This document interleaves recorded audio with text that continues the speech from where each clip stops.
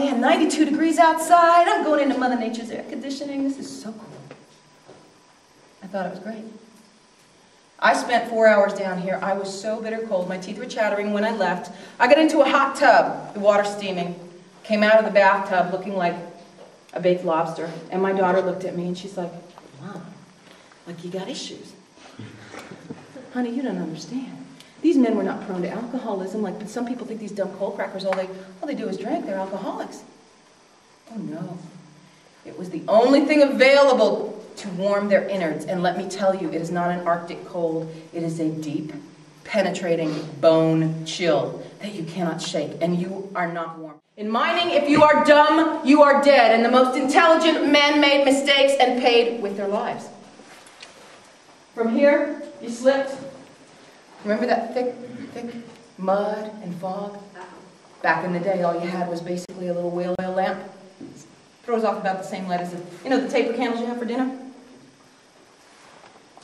Cut it down to its lowest lighting point and go into a room, pitch black room. Work with that for 10 to 14 hours. Not a lot of light. But from this point, if you slipped and you fell, and you didn't catch that lonely little bar, or one of those other 7 men didn't catch you, you went 700 feet to meet your maker. And every 200 feet it would be the same. I think 100 feet would do me in.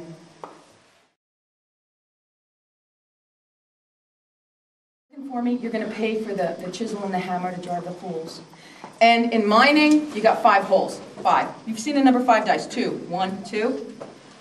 I hope you paid attention in Miner's Helper 101 because you got to know exactly how deep to drive those holes, exactly how much black powder to put in them, and you're going to pay me for the black powder, by the way. And how long to make your squib so it blows top, bottom, center, or bottom, top, center. Oh, I forgot to tell you. You're going to pay me for the supplies to go home and braid those squibs every night. And your squibs are your fuses. And the engineer comes and he says, now, Reggie, I want you to go right here in the Holmes lane and I want you to drive for 100 feet at 45 degrees, 30 feet straight up, 115 feet, 56 degrees, 35 feet straight up. I'll be back to check on you later. Not only are you going to pay his wage, because I'm going to deduct it from your salary, but to the general public, they're going to think he's making big bucks. However, what the general public doesn't know is I'm deducting and deducting and deducting until you don't have meat and potatoes. Maybe the potatoes. That's all you can afford. Had to do. It was all they could do. And you worked 6 days a week because back then you only had off on a Sunday. Oh, and by the way, I forgot to tell you, lad. You're paying for the timber you put every 5 feet in the chute. You are paying for the lumber to build this chute. You're paying for the sheet metal that goes on it. Now you know why you're not getting meat. In your own words, who were the Maguires?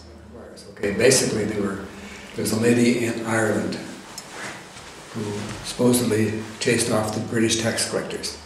So she was a rebel. So when the miners started trying to create a trade union, they were rebels against the coal companies.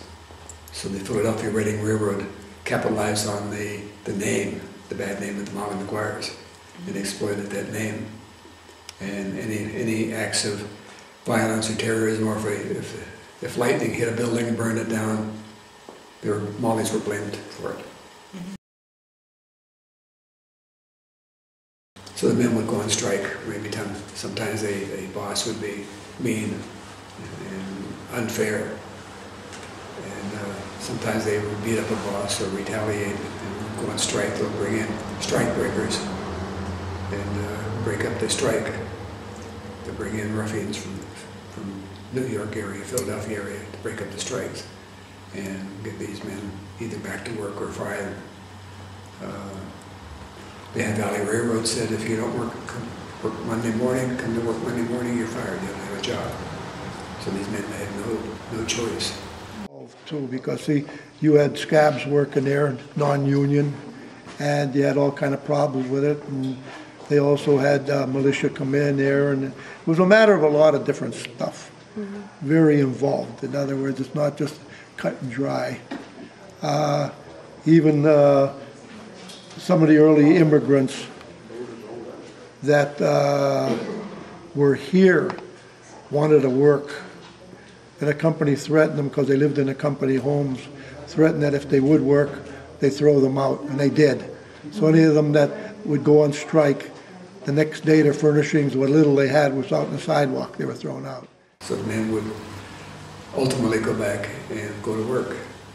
And the Philadelphia Railroad at that time says, well, okay, we're going to go back to work for 20% less than you fought for before. So the men had no choice but to fight back. They did work during that time. There was a few also that did work through the strike, union members that worked. And some of them, after the strike was settled, actually got killed, premature explosions, powder went off before time, and nobody ever knew how come it did that. Union members getting even. So you can see it goes on and on and on and on and on.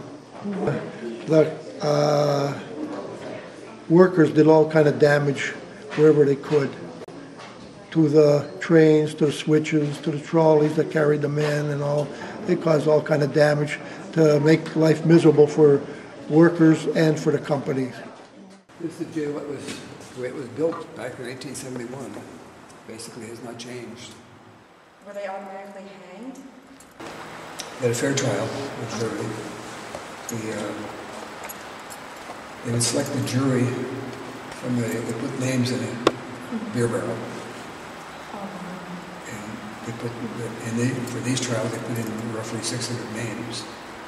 Most of the names that were put in were friends of the sheriff and the politicians.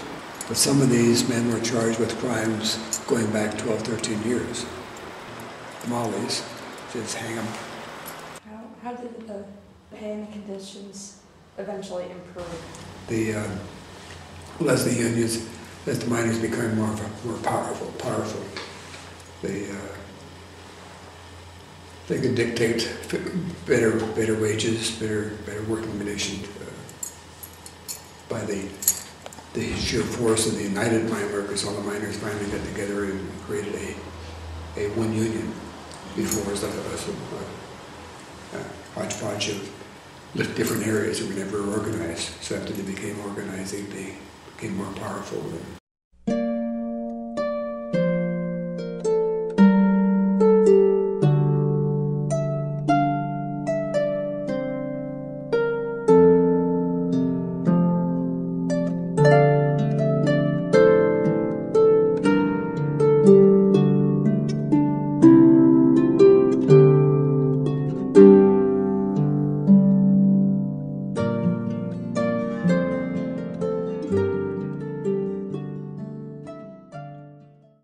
Gave me a brand new respect for these men, and I assure you they deserve every bit of it.